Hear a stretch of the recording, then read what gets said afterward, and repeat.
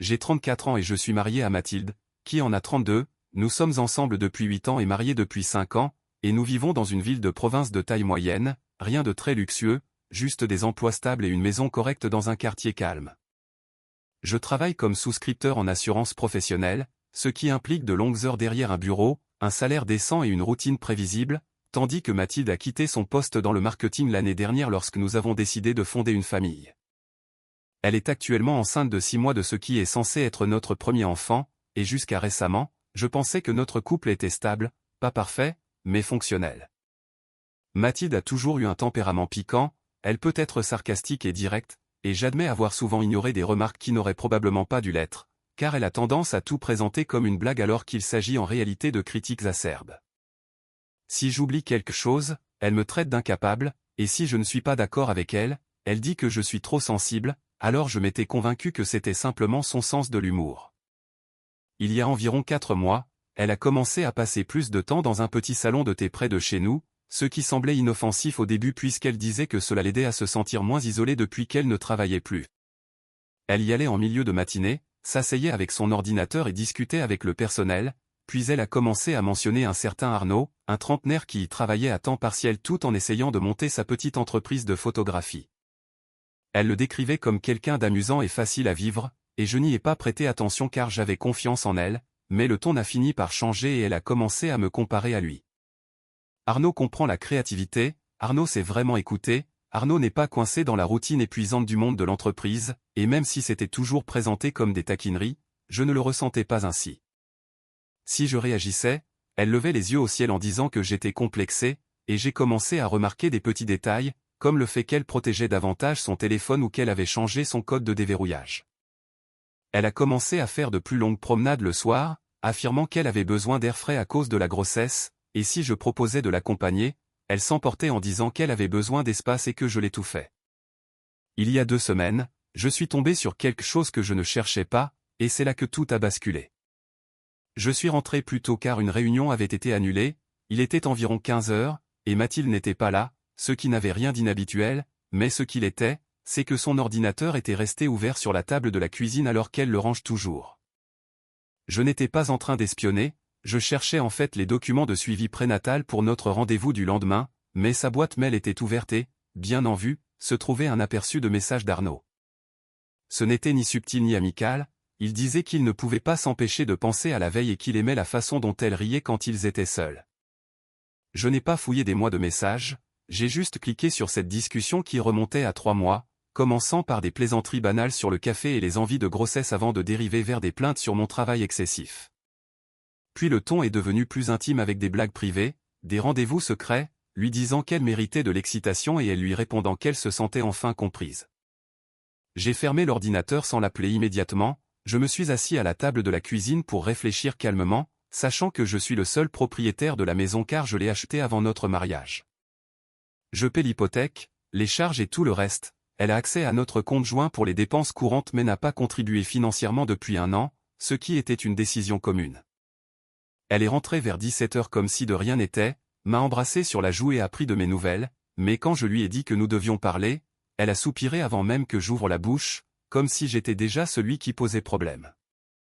Je lui ai dit que j'avais vu les emails, elle n'a pas nié, elle n'a pas paniqué, elle s'est simplement appuyée contre le plan de travail en disant que c'était juste un petit jeu, que je réagissais de manière excessive, qu'elle était enceinte.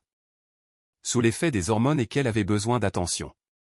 C'est à ce moment-là que quelque chose s'est glacé en moi, je lui ai demandé depuis combien de temps cela durait et elle a haussé les épaules comme si nous discutions d'un simple conflit d'emploi du temps. Elle a dit que ça avait commencé par des flirts, que j'avais été distant, qu'elle se sentait peu séduisante à cause de sa grossesse et qu'Arnaud la faisait se sentir désirée. Elle répétait sans cesse que ce n'était pas grave, que c'était uniquement physique et que les hommes trompaient tout le temps tandis que les femmes étaient censées pardonner, alors pourquoi est-ce que je faisais toute une histoire ? Je n'ai pas argumenté sur l'équité ou les doubles standards, je n'ai pas élevé la voix, je me suis levé et je lui ai dit de faire son sac. Elle a froncé les sourcils et m'a demandé ce que je voulais dire, alors je lui ai clairement expliqué qu'elle quittait la maison ce soir même car, étant propriétaire, je refusais de vivre sous le même toit qu'une personne qui couchait avec un autre tout en traitant cela comme un simple divertissement. C'est alors qu'elle a changé de tactique, m'accusant d'être dramatique, disant que ses hormones la rendaient impulsive et que je la punissais pour quelque chose de temporaire. Je lui ai répondu que les conséquences ne sont pas des punitions mais des limites, et quand elle m'a accusé de l'abandonner alors qu'elle était enceinte de 6 mois, j'ai rétorqué que je ne l'abandonnais pas mais que je l'écartais de ma maison. Ses parents vivent à 20 minutes, elle a un endroit sur où aller, mais elle a essayé de se rasseoir comme si la conversation était terminée, alors je suis monté à l'étage pour prendre une valise et je l'ai posée sur le lit. En redescendant, je lui ai dit qu'elle avait 1 heure, sinon j'appellerais son père pour lui expliquer pourquoi je la ramenais chez eux, ce qui l'a prise au dépourvu et elle a commencé à pleurer, mais c'était une réaction qui semblait calculée. Elle n'arrêtait pas de dire que c'était insensé, que c'était juste pour s'amuser et que je détruisais notre famille pour rien, mais je lui ai répondu que la famille était déjà brisée au moment où elle avait décidé que son excitation personnelle comptait plus que le respect. Pour la première fois, elle a semblé incertaine, et cette incertitude m'a confirmé que je prenais la bonne décision.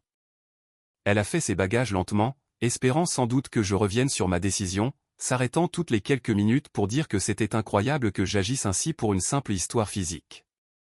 Je suis resté en bas sans engager la conversation car je ne voulais pas que cela devienne une négociation, elle avait fait un choix et j'y répondais.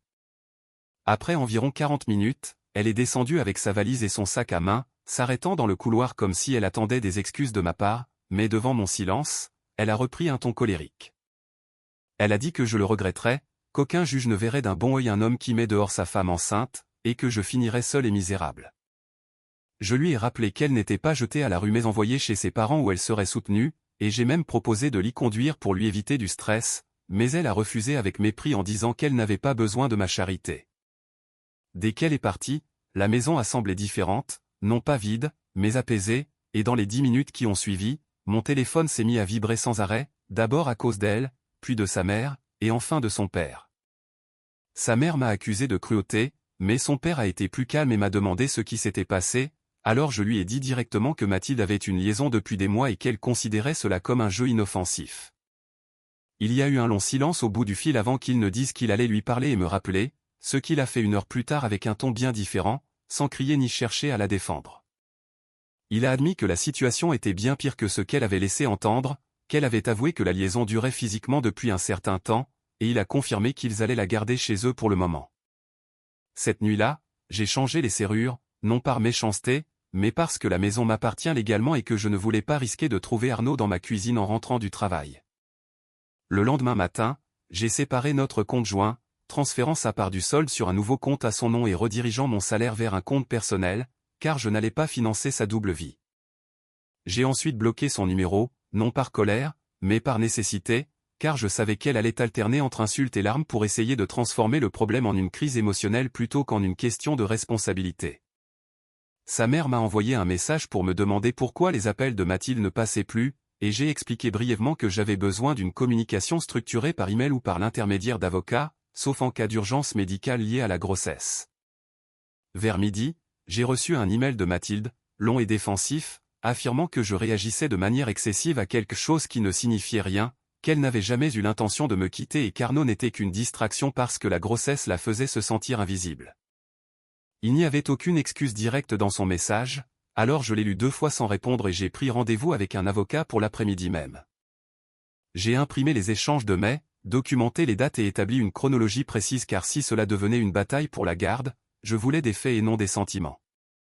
En début de soirée, son père m'a rappelé pour me dire qu'il l'avait confronté au sujet d'Arnaud et qu'elle avait admis être toujours en contact avec lui, ajoutant qu'il devait être honnête avec moi et reconnaître que ce n'était pas un jeu inoffensif.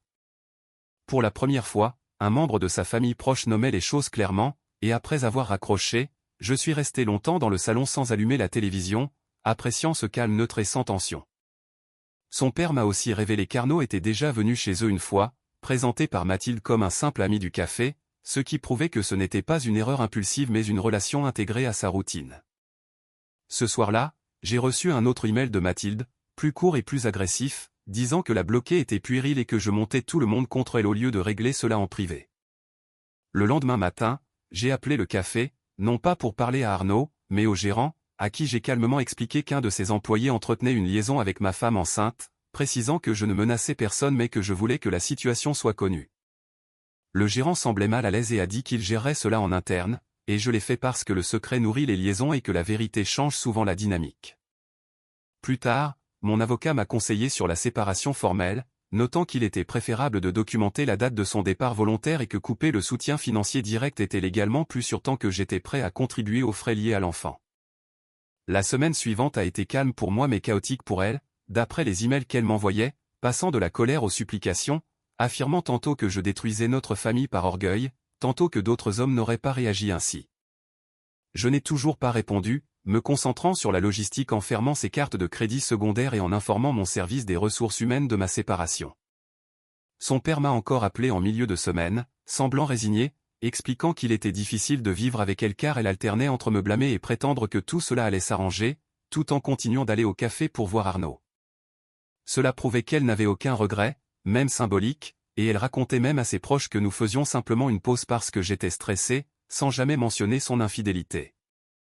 Le vendredi, mon avocat a rédigé une convention de séparation officielle précisant qu'elle résidait chez ses parents de son plein gré et que je contribuerais aux frais médicaux prénataux sous réserve de confirmation de paternité. J'ai envoyé ce projet à Mathilde par email en lui précisant que j'allais engager une procédure de divorce, et elle a répondu en 15 minutes que je réagissais encore de manière excessive. Ces messages suivants sont devenus plus stratégiques, prétendant que les juges favorisaient toujours les mères et que demander le divorce maintenant nuirait à mes droits de garde futurs. Mais mon avocat m'a rassuré en disant que c'était une tactique courante et que la loi se basait sur l'intérêt de l'enfant. Un week-end, elle s'est présentée à la maison, je l'ai vue sur la caméra de surveillance et je n'ai ouvert la porte qu'après avoir vérifié qu'elle était seule, restant sur le pas de la porte sans l'inviter à entrer. Elle a dit que nous devions parler comme des adultes, mais quand j'ai proposé de discuter dehors, elle a dit que c'était humiliant de rester sur le perron de sa propre maison, ce à quoi j'ai répondu que c'était légalement ma maison. Elle a alors tenté une nouvelle approche, affirmant qu'Arnaud était une erreur, que les choses avaient dérapé et que j'étais extrême de vouloir tout démanteler alors qu'une thérapie pourrait tout régler. Je lui ai dit qu'il n'y avait plus rien à discuter, que les papiers étaient prêts et que ce n'était plus une question d'émotion mais une transition légale. Elle m'a regardé comme si elle ne me reconnaissait pas et m'a dit que je n'étais pas l'homme qu'elle avait épousé, ce à quoi j'ai acquiescé avant de fermer la porte, me sentant résolu plutôt que réactif. La procédure de divorce a été purement formelle et sans drame. Mathilde a fini par signer la convention après l'avoir fait réviser par son propre avocat, et elle est restée chez ses parents tandis que je restais chez moi. Environ 2 mois plus tard, elle a accouché d'un petit garçon, et j'ai choisi de ne pas assister à l'accouchement, une décision mûrement réfléchie pour éviter tout théâtre émotionnel, même si ses parents m'ont jugé pour cela. L'hôpital a effectué le test de paternité avant que je ne signe l'acte de naissance, une condition non négociable posée par mon avocat que Mathilde a trouvée humiliante mais que je considérais comme nécessaire. Les résultats sont arrivés 10 jours plus tard confirmant que je suis bien le père, ce qui a simplifié une partie de la situation tout en compliquant une autre, mais j'étais soulagé car je ne voulais pas qu'un enfant innocent soit pris dans l'incertitude. Après la naissance, elle a tenté une dernière fois de me convaincre d'annuler le divorce pour essayer une thérapie, prétextant que l'affaire était un symptôme du stress de la grossesse, mais j'ai refusé calmement. J'ai expliqué que la confiance est structurelle et qu'une fois effondrée, sa reconstruction nécessite une véritable prise de responsabilité que je n'avais jamais vue chez elle, seulement de la minimisation et des pressions. Le divorce a été finalisé 4 mois après notre séparation, et comme la maison était un bien propre et qu'elle n'avait pas contribué financièrement de manière à modifier la propriété, elle est restée mienne. Nous avons établi un calendrier de garde formel et une pension alimentaire basée strictement sur les directives de l'État, sans discours dramatique, juste des signatures au tribunal. 8 mois plus tard, nous ne communiquons plus que via une application de coparentalité, tout est consigné et structuré, et nos échanges se font toujours dans des lieux publics ou chez ses parents sans que je n'entre jamais. Mathilde a changé avec le temps, elle est moins tranchante car la réalité a fini par éroder son arrogance, et j'ai appris qu'Arnaud avait disparu dès que le frisson du secret s'était évaporé. Ce qui ne m'a apporté aucune satisfaction mais a seulement confirmé que ce n'était qu'une question de nouveauté.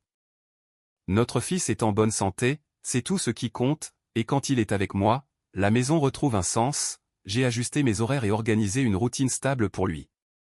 En y repensant, le tournant n'a pas été la découverte de ses emails, mais sa réaction et cette phrase sur le fait que ce n'était qu'un jeu, révélant un fossé immense entre nos valeurs. On m'a demandé si j'étais allé trop vite ou si j'aurais dû être plus patient, mais pour moi, si le stress peut expliquer un comportement, il ne l'excuse pas, et le mépris est plus corrosif que la trahison elle-même. Si elle avait montré un remords sincère et une volonté de réparer les dégâts sans chercher d'excuses, le chemin aurait pu être différent, mais elle a choisi de minimiser et de blâmer, alors j'ai agi. Changer les serrures et séparer nos finances n'était pas de la cruauté ou une punition, C'était une affirmation de mes limites et une mesure de protection logique. Je ne la hais pas car cela demanderait trop d'énergie, je préfère investir mon temps ailleurs, et ce que je ressens aujourd'hui, c'est une distance qui, dans mon cas, est synonyme de paix.